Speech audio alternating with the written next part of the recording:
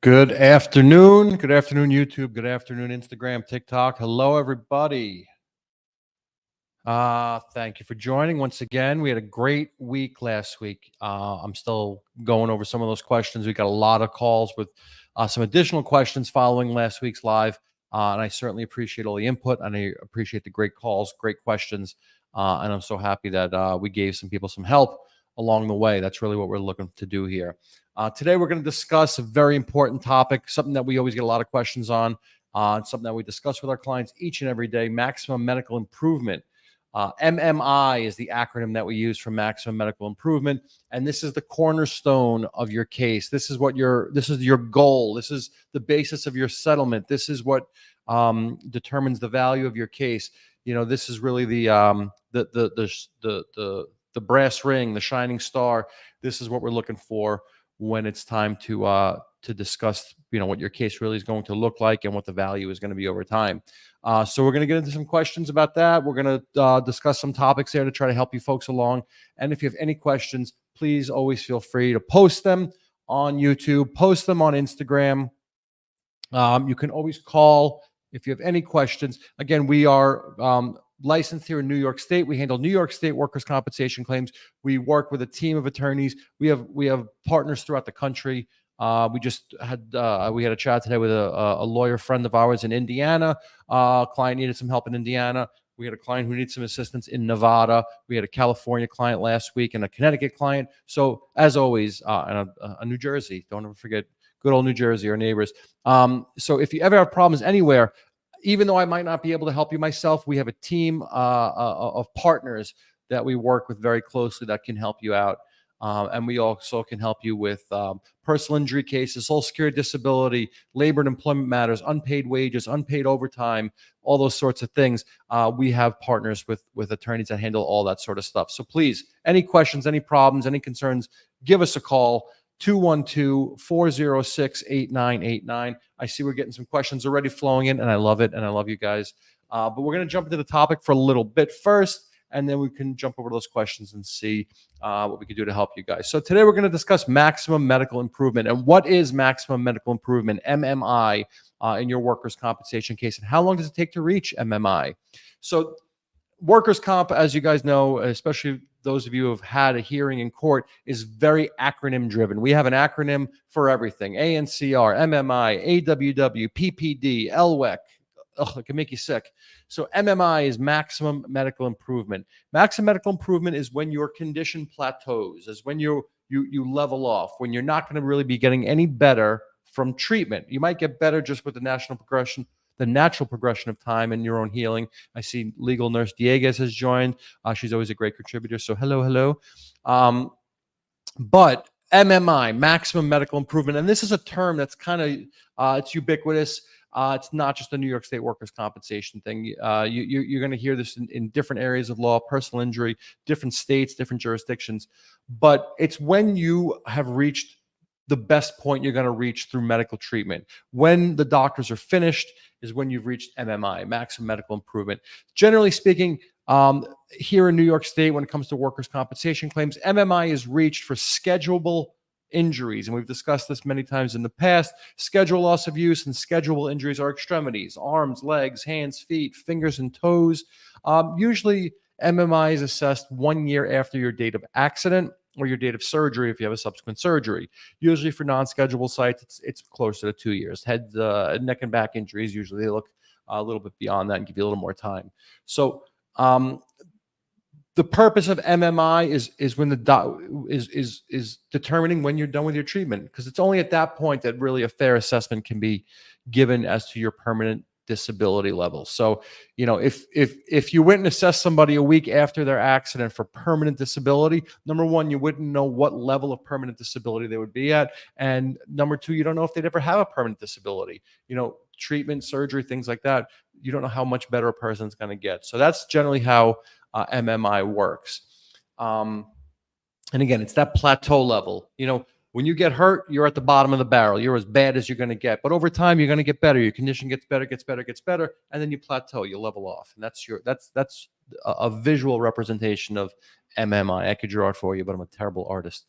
Who determines MMI in your workers' compensation case? And what if the insurance company disagrees with them? So my question's a little bit leading here. Who determines MMI? That question is kind of leading you to the point that your doctor should be finding MMI. And that's not always the case. I always like when your doctor drives the ship here and tells us when MMI is reached. But sometimes at some point down the road, well, whether it's 1 year or 2 year or whatever into the case, you might go see an IME. You might go see the insurance company doctor, and their doctor might determine that you've reached maximum medical improvement. Sometimes their assessments are premature.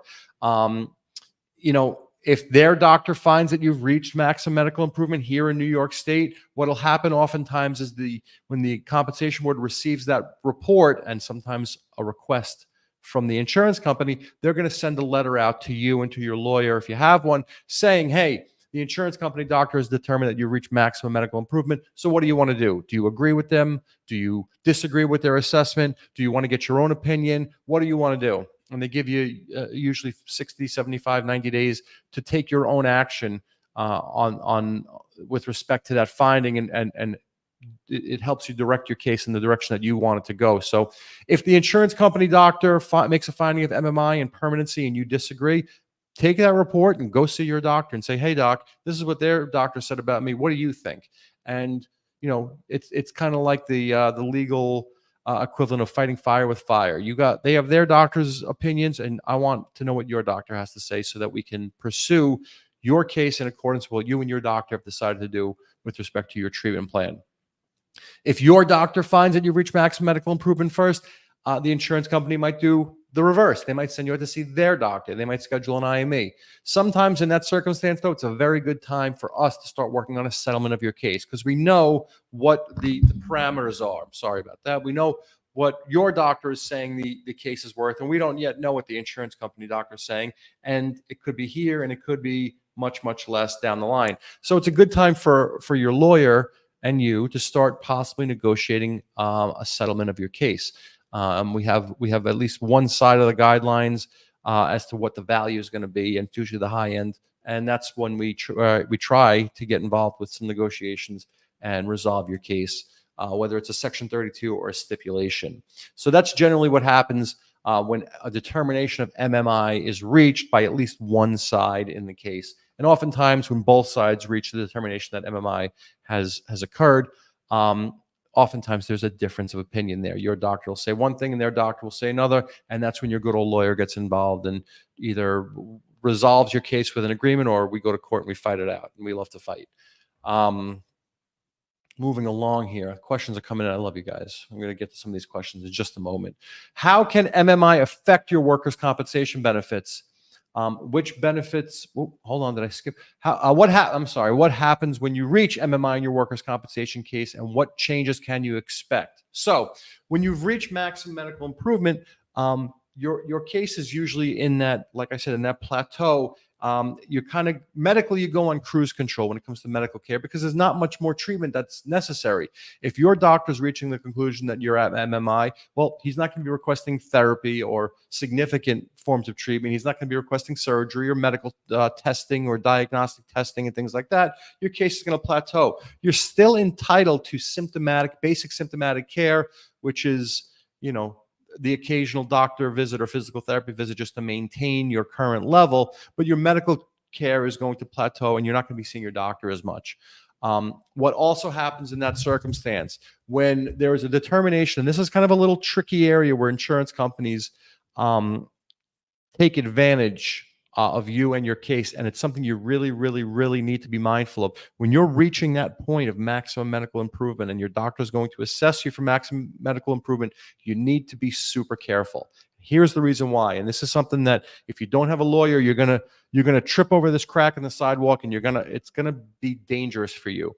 If your doctor has been determining that you have a temporary total disability up until that point, regardless of whether or not the insurance company is paying you at the total rate or a compromise rate, if there hasn't been any determination that you have a partial disability, okay? So your doctor's maintaining that you have an ongoing disability, a total disability, and there's never been litigation. So a judge has never found that you're partially disabled.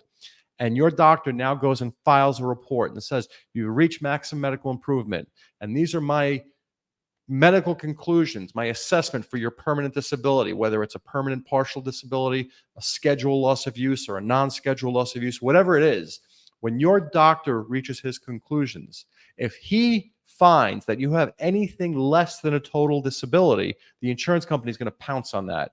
And this is one thing that I really don't like. The Workers' Compensation Board medical form here in New York for determining permanent impairment is what's known as a C4.3 form. It's C-4.3. That's the name of the form. And on that form, there's a spectrum of exertional abilities, they're called. And there's 5 levels, and there's check boxes: very heavy work, medium work, light work, and sedentary work.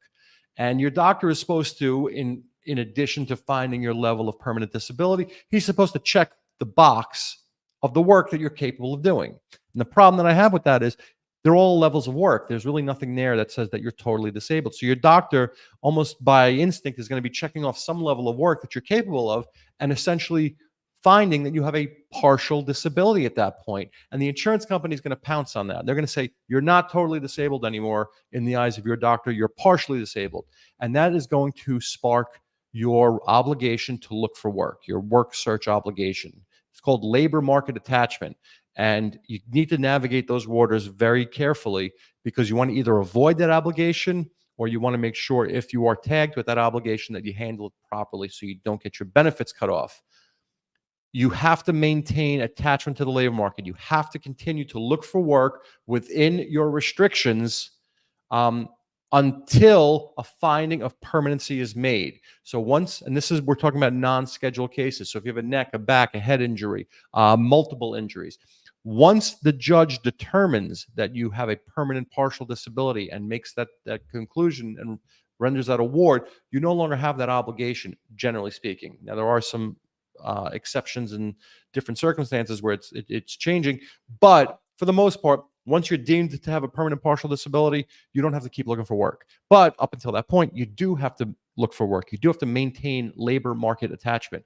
And you want to, like I said, you want to tiptoe around that very, very carefully, because that is a point in time where insurance companies are going to beat on you and try to get your benefits suspended and hurt you and lose and cause you to lose out on your benefits and your money. So you need to have a good attorney. And I know one, and it's me, but there's a lot of great attorneys out there. I was actually just sitting with another attorney, workers' comp attorney this morning, who, technically we're competitors, but he's a fantastic guy, Brian Lava. And I consider him like family. He's a fantastic attorney. And we were talking about a lot of the pitfalls about workers' compensation cases that we've seen over the years.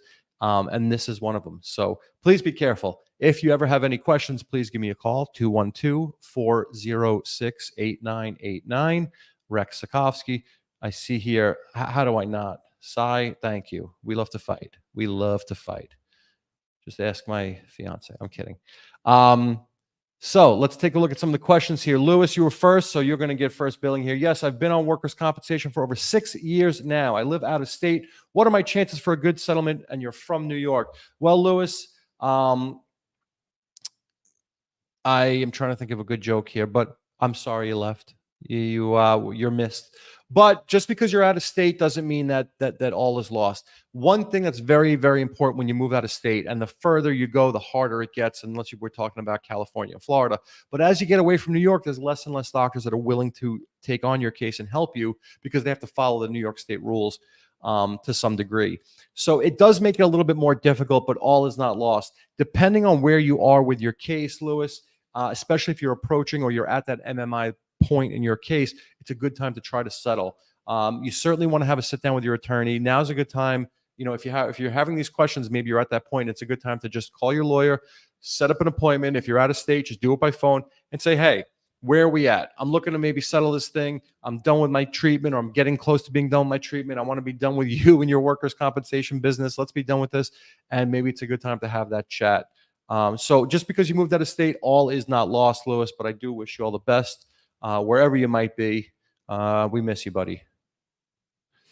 Marianne, the skipper too. What does it mean? What it means to have an appointment with the state doctor? Well, State doctor is, and I have a friend who uses this term all the time, and it drives me bananas. John, I'm talking to you. Um, the state doctor is one of those generic terms that can mean a lot of different things to a lot of different people. It's almost like the term disability. People say, I'm out on disability. Are you out on New York State temporary disability? Are you out on Social Security disability? Some people consider workers' compensation disability because it technically is a form of disability payment. It's a award of benefits for your physical disability or whatever disability. But disability is a very generic term. State doctor is a very generic term.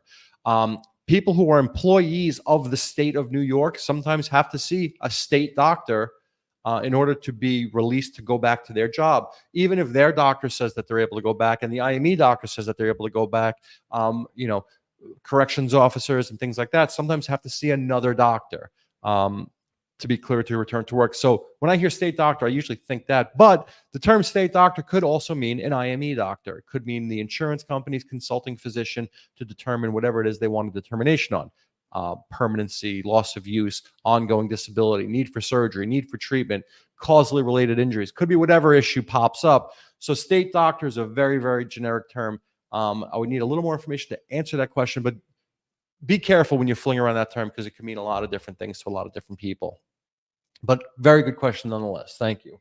I need a sip of water.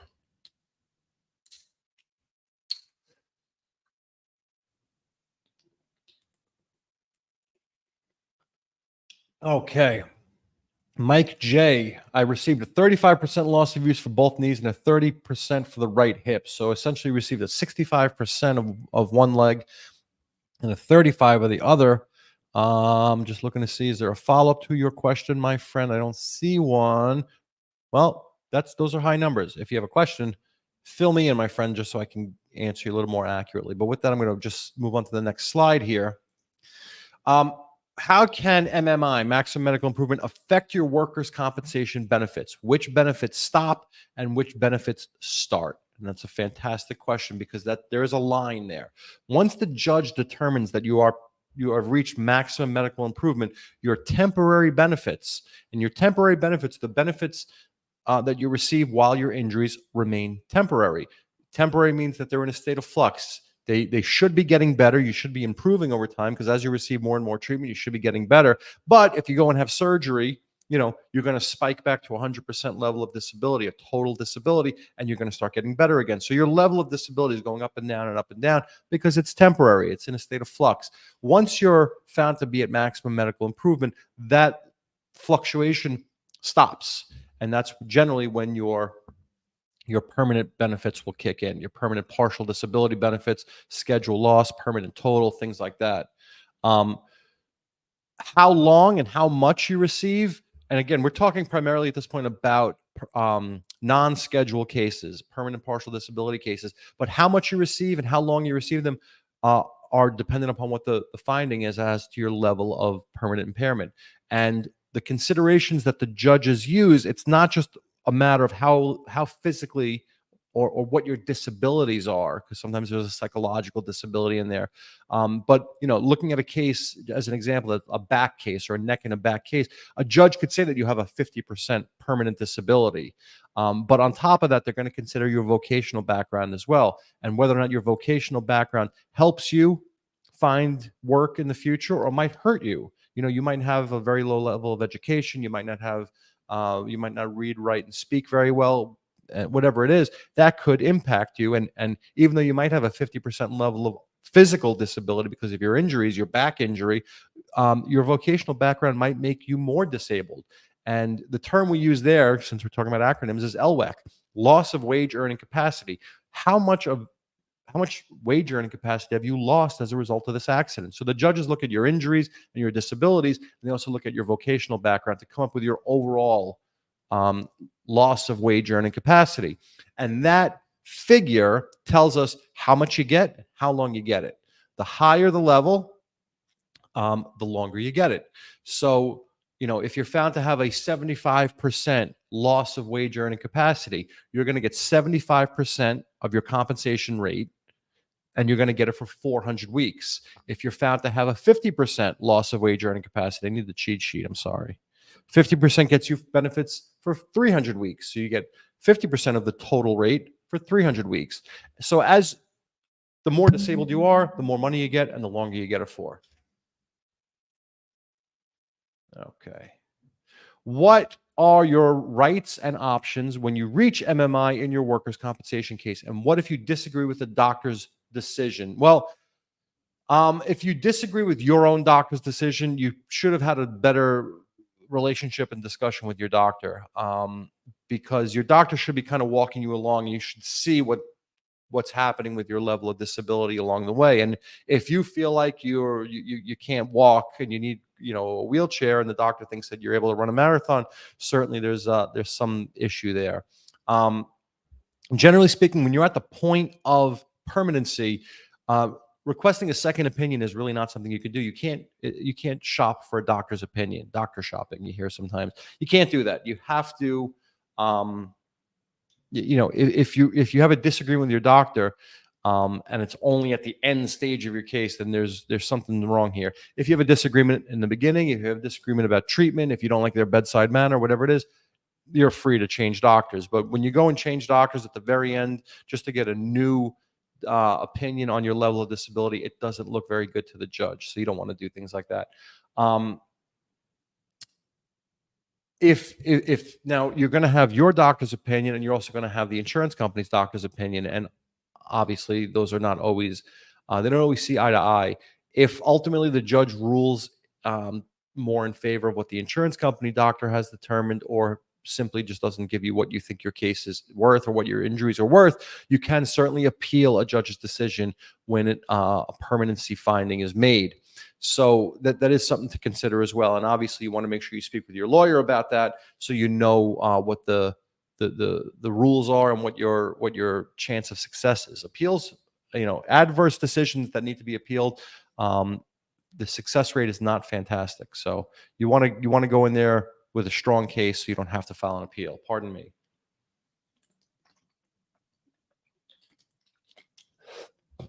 Okie dokie. Now, one other thing to consider here, if your condition worsens. So this does happen, and it happens, I don't want to say frequently or commonly, but it certainly happens from time to time. If your condition worsens and your case was closed with a finding of a permanent disability, loss of wage earning capacity, schedule loss of use, or you stipulated to any one of those things, you do have the opportunity to reopen the case. Generally, you have 18 years to reopen your case if need be. And if your case was closed by judge's decision or stipulated agreement between you and the insurance company, you can reopen your case. I'm waving my pen and my focus is going out, so I'll stop doing that. So you can reopen your case. Generally, you have 18 years to do so. If you settled your case with a Section 32 settlement, you do not have the opportunity to reopen the case. Your case is closed. Section 32 cases are closed. They are set in stone, locked up, cannot reopen. The only way you can reopen a Section 32 agreement is with the agreement of all parties and the Workers' Compensation Board. And the one small exception here is if you have an indemnity-only Section 32. And we've discussed this in the past. This is when we close the money side of your case, leave the medical side open. Clearly there, if your condition worsens and you need more care, the care will be there for you, but don't expect more money for it. They settled that, and that ship has sailed. Let's jump on a couple more questions here.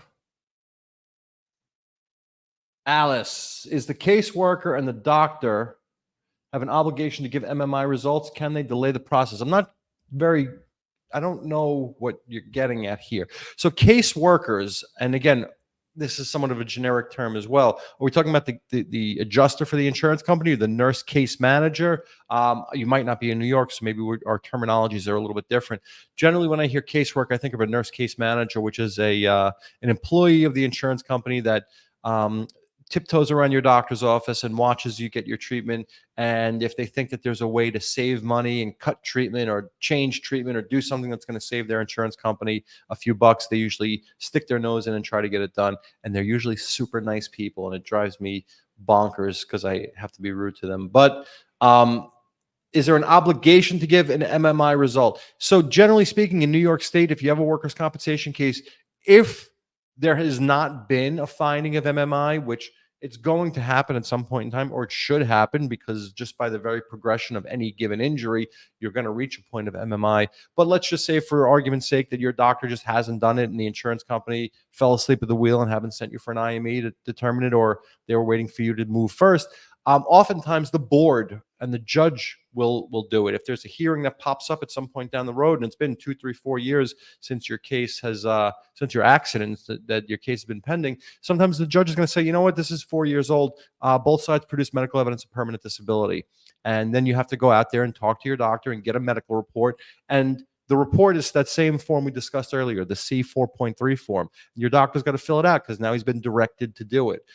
If he feels as though you haven't reached maximum medical improvement, there's a box right on there. Has the patient reached maximum medical improvement? Yes or no? Please explain. So, a lot of times when doctors hear that we've requested this form, the C4.3 form, they say, oh, your lawyer is looking to close your case. Your lawyer is looking for a permanency report, and they'll talk to the client, and maybe they're not at MMI, and everyone gets their feathers all ruffled.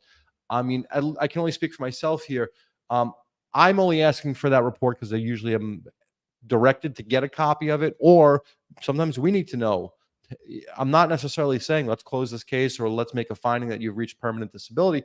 I just want to know what you're thinking here. Is surgery necessary? Is MMI, has it been achieved? Have we reached maximum medical improvement? So, to answer your question, is there an obligation?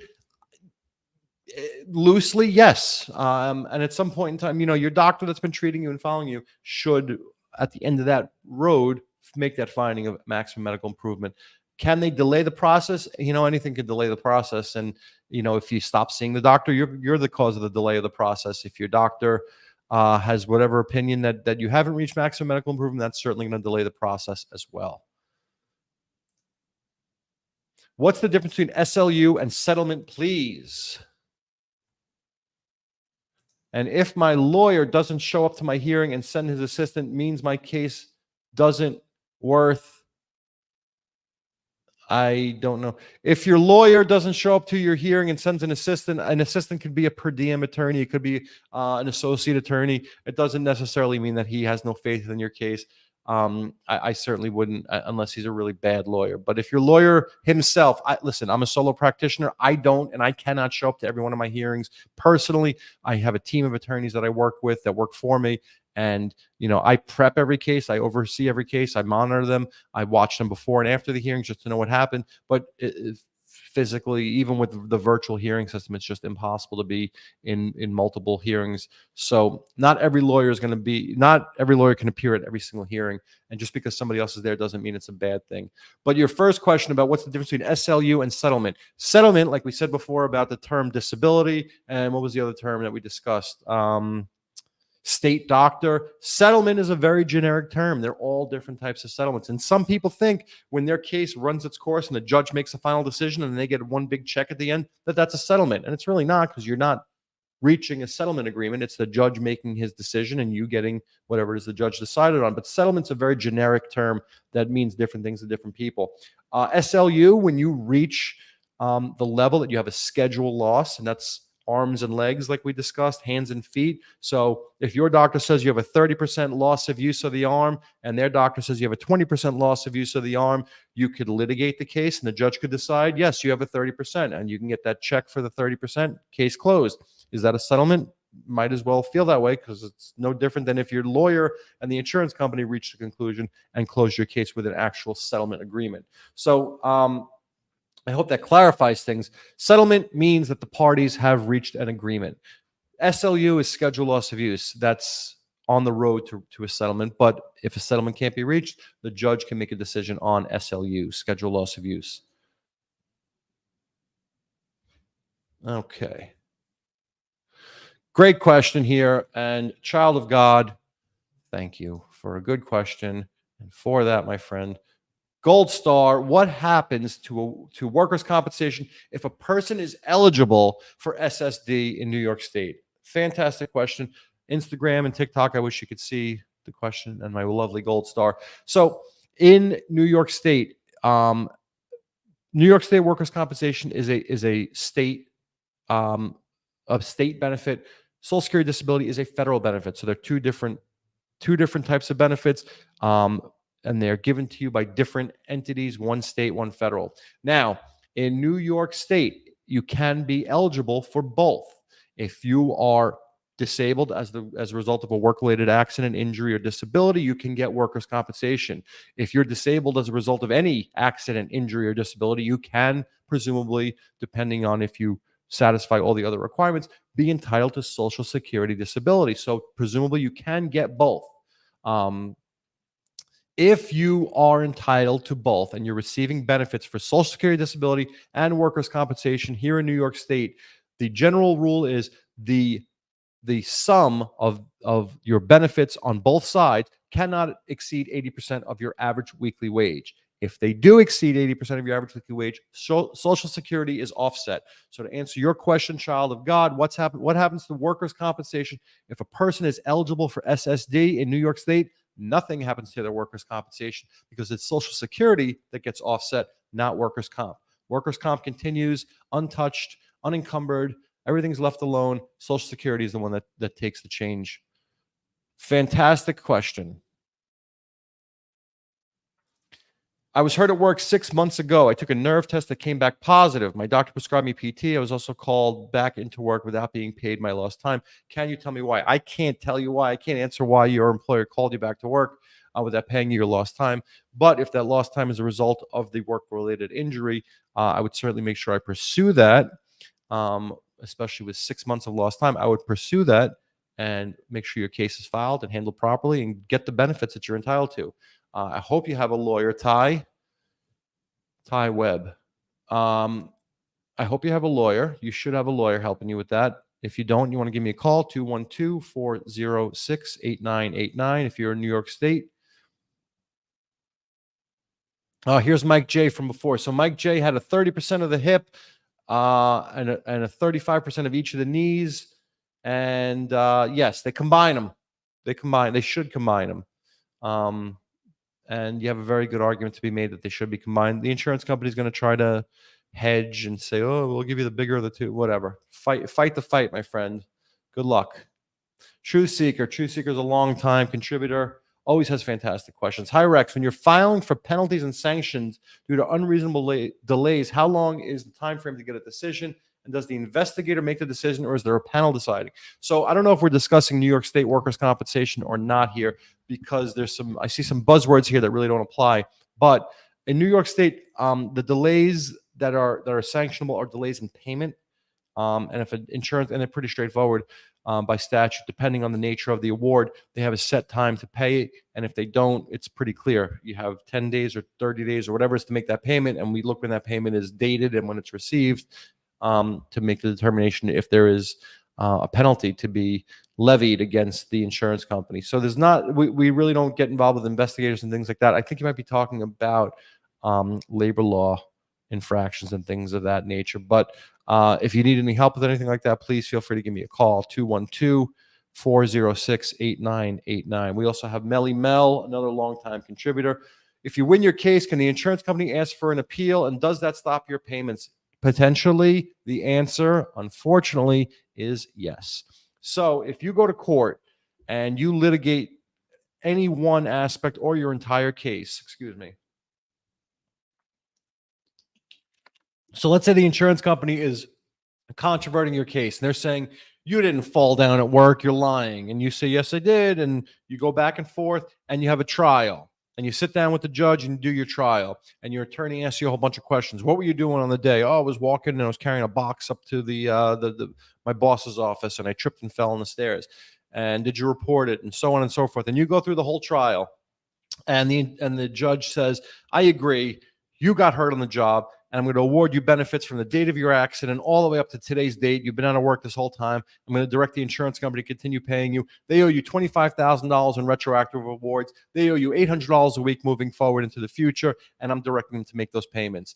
The insurance company has 30 days here in New York State from the date of the filing of that decision, not the date of the hearing, but the date of the filing of the decision from that hearing, which could be 2 days, could be a week, sometimes more than that, which is crazy. But they have 30 days from the filing date of the decision to file an appeal. And if the basis of that appeal is one that calls into question the award of compensation, they don't have to pay. So maybe they're going to, they could appeal everything. They could, and that's usually what happens. We're appealing this whole decision. We think the judge was wrong and this case should be disallowed. Then they don't have to pay until that appeal has been decided.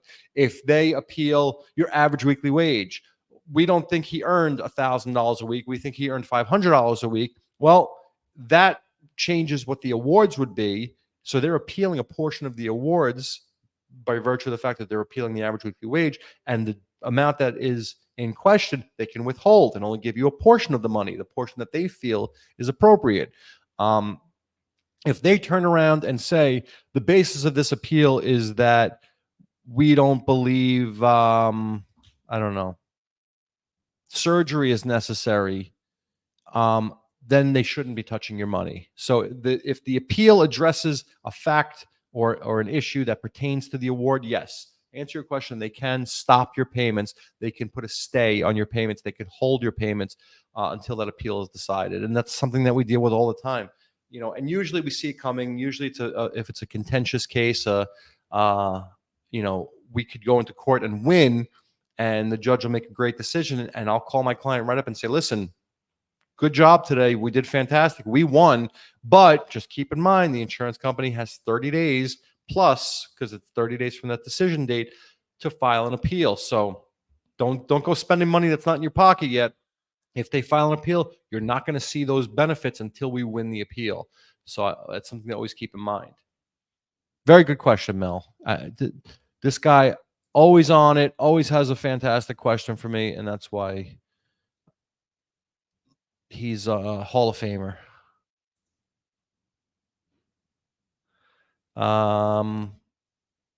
Where did you get you? Hold on a second. I'm sorry. Oh, there we go.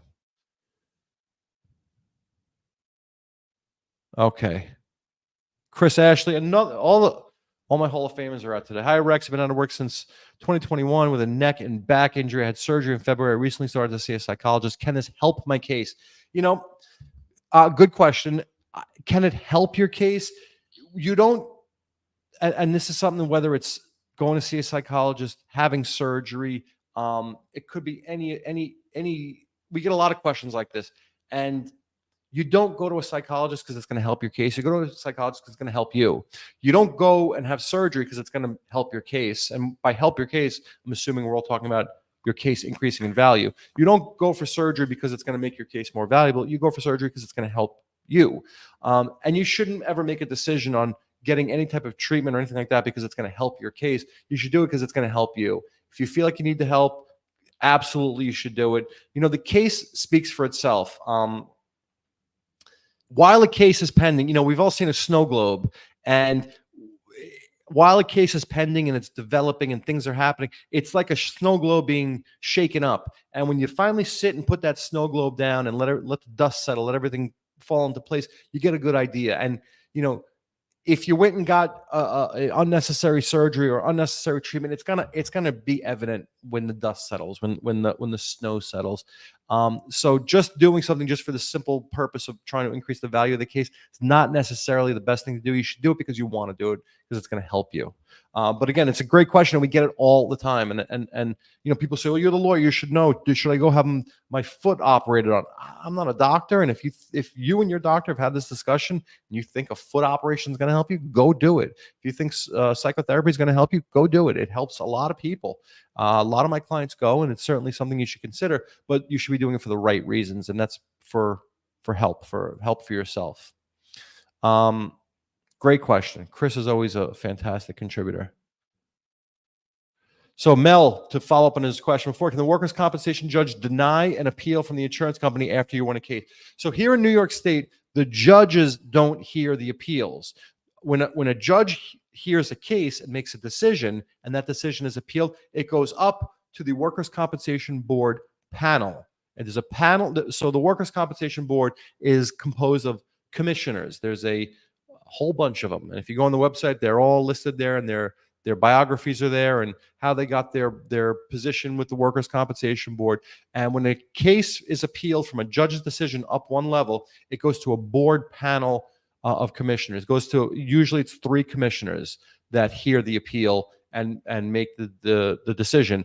They can deny review of an appeal for a lot of different reasons. If it's late, technically speaking, if the insurance company fails to identify a reversible mistake of fact or law, they can just deny it. They could say you're just crying over spilled milk here. You're not really identifying a basis for appeal. They could deny for that. There's a lot of different reasons why they can deny. So yes, to answer that question, they can deny, but generally speaking, they do give the appeals, provided they've been filed properly and timely and everything like that. They give them their due attention. Very good question. Halal speech. I've been found to have a 30% loss of wage earning capacity, non-schedule loss of use. So it's a non-schedule at $150 a week. Do you think the insurance company will settle? Because if I go back to work, they will have to pay me more for reduced earnings. It's potentially possible. I would certainly speak to your lawyer. You're in one of those circumstances where there is sometimes a possibility where they have to pay you more money for reduced earnings. But a 30% loss of wage earning capacity gets you benefits for 250 weeks, 4.8 years. So not a very long time. You should speak to your lawyer. Depends on the insurance company. Some insurance companies don't settle cases under this circumstance. Speak to your lawyer. Have a little chat with them. Or should I appeal the 30%? Because the judge originally gave me a 70% until they appealed. So, all right. If you want to settle, now's a good time to talk to your lawyer about settling. Now, to go to your next question, should you appeal the 30% because the judge gave you a 70 and they appealed? So we're going to take this question and Mel's question, and we're going to put them together and give you a little more information here.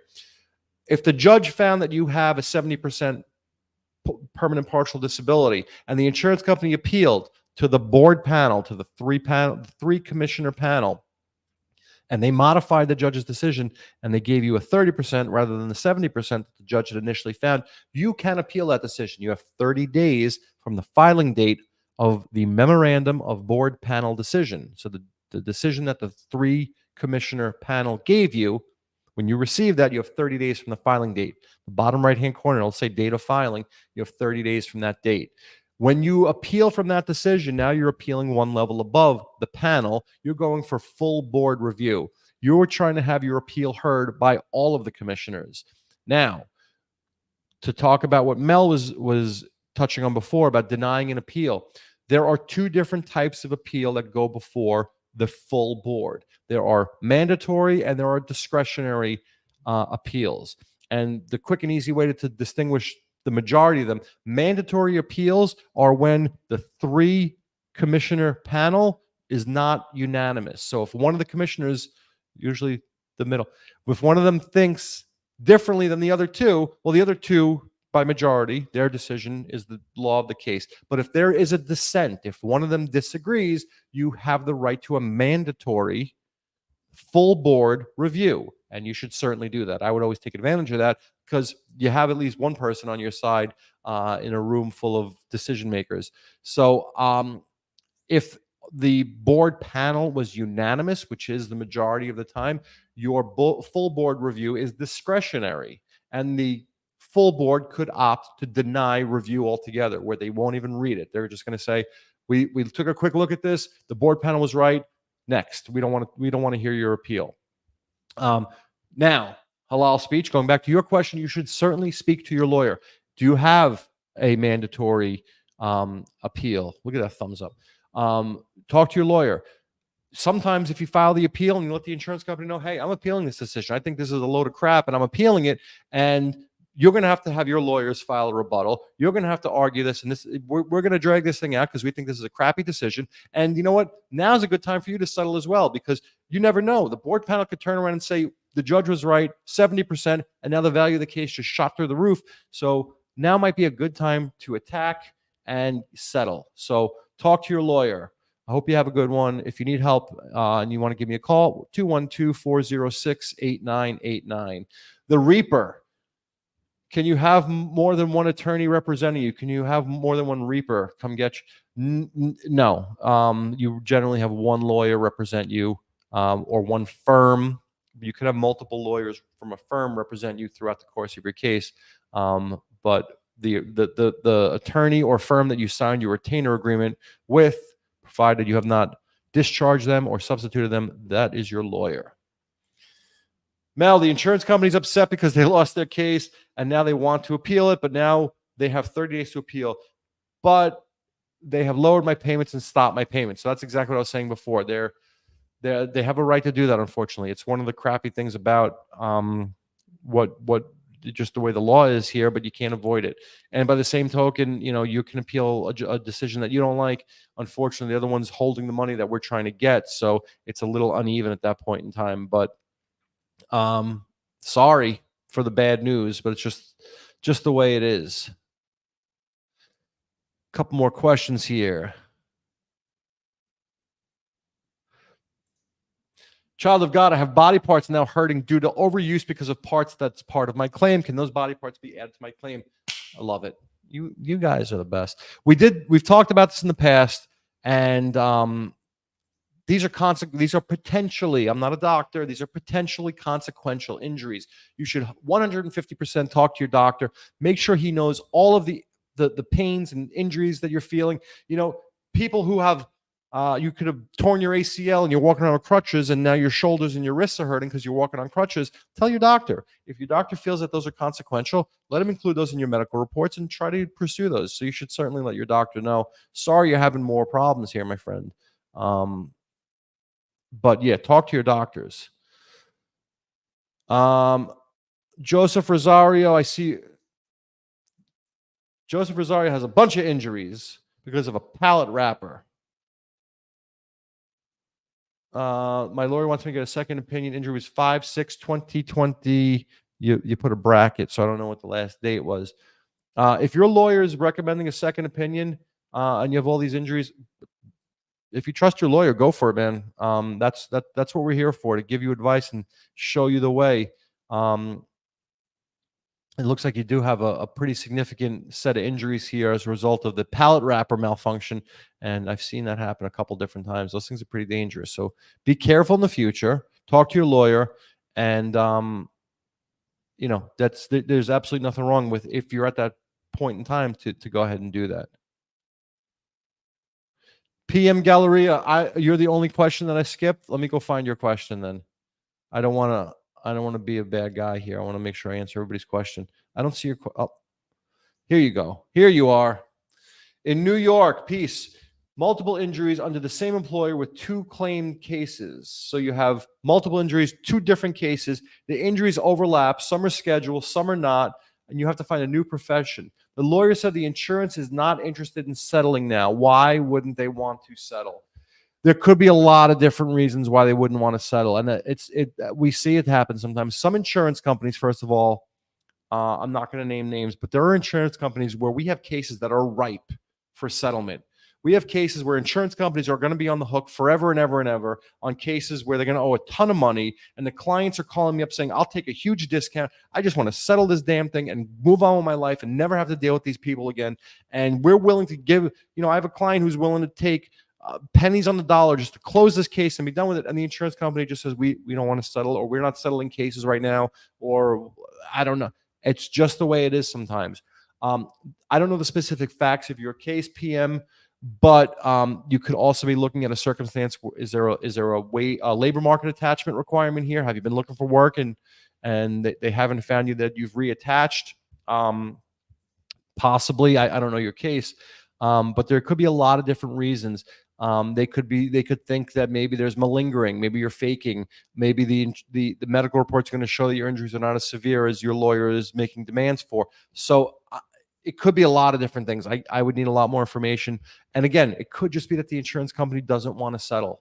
There is a couple of insurance companies that just don't settle cases, or don't settle cases frequently. City of New York, very difficult. They don't do Section 32s generally.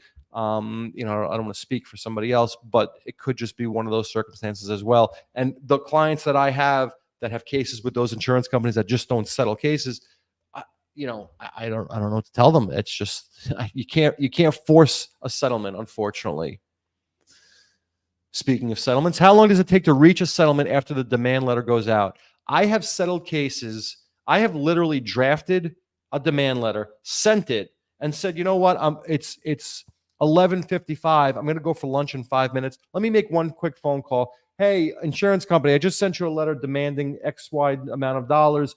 what do you want to do here? And they give me another number, and I go, hold on a second, and I put them on hold. I call the client back, and I say, I demanded this, they offered this, I think we can get this, and I could settle a case in 5 minutes while the demand letter is sitting waiting to get mailed out. It happens.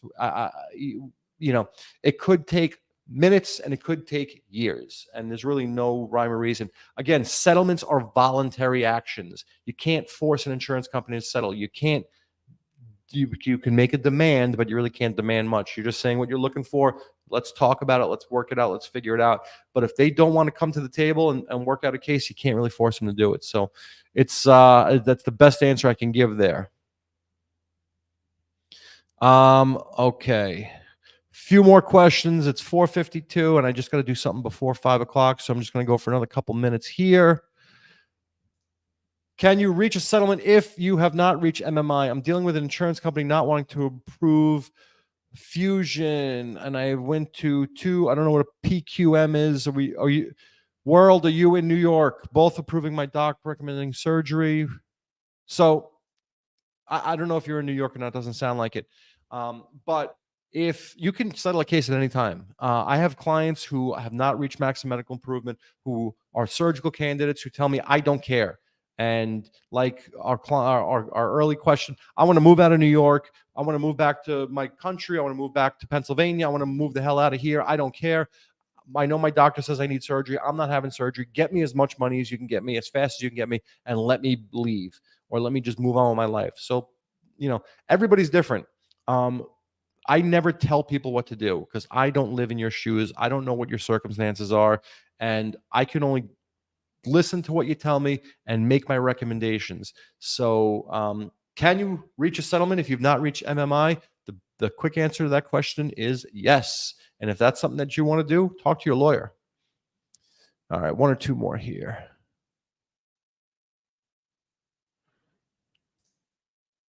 H. Chambers, hi. If I suffer an injury to the opposite side of my original workers' comp injury and it's after I reach MMI and return to work, can this be considered a new injury or consequential injury? So I got to take what you're saying here very literally. If I suffer an injury to the opposite side of my original, so if you hurt your right knee 5 years ago, and that's your original case, and now you suffered injury to your left knee, how did you suffer injury to your left knee? The history here is very, very important. Did you fall down and have a whole new accident? Did you get hit by a car? Did you fall down a flight of stairs? Tell me what happened. Or is your other knee just starting to bother you because you're limping around on a bad knee? If you're limping around on a bad knee, potentially that could be a consequential injury. If you have a new accident, that's a new case. And if it's a new work-related accident, it's a new workers' compensation case. If it's a car accident, it's a car accident case if you're not at fault. So it could be a new injury and it could be a consequential injury. And I can't tell you how much I love to end a day on a gold star question. And you gave me that beautiful gift. And I can't thank you enough. So with that, folks, I know I didn't answer every single question, and I left like 4 slides. But it's just going to give me more to talk about the next time we discuss maximum medical improvement and permanency. But I do thank everybody so much for all your fantastic questions. I see Jeff on Instagram. That's why I'm moving all the way in. My TTD payments have stopped and declared MMI. Can I apply for long-term disability as I am still not well? Yes, depending on what long-term disability you're talking about. I'm assuming you're talking about Social Security disability. And Catherine just came in to tell me that I have a question on Instagram, and that's the question I answered. That is why we love her so. We got to come up with a better system. This is a little arcane. But yes, you can apply for long-term disability benefits, assuming you're talking about Social Security disability benefits. I don't specialize in disability. I only do workers' compensation here. But feel free to give me a call. I could get you the phone number of somebody who could certainly help you out and steer you in the right direction. With that, folks, thank you so much. Awesome day. We covered a lot of ground here, and I hope for those of you whose questions I didn't get to, I'm sorry. Please, I love the question. You guys, going into this, when I first started doing these lives, I never expected the participation and interaction that I'm getting, and the questions are top notch. They're really meaty, good questions. I'm so glad to help. And if anybody has any other questions, please give us a call here, 212-406-8989. My name is Rex Sikowski. I am your New York workers' compensation attorney. I love each and every one of you. Thank you so much for all your great questions, and have a wonderful rest of your day.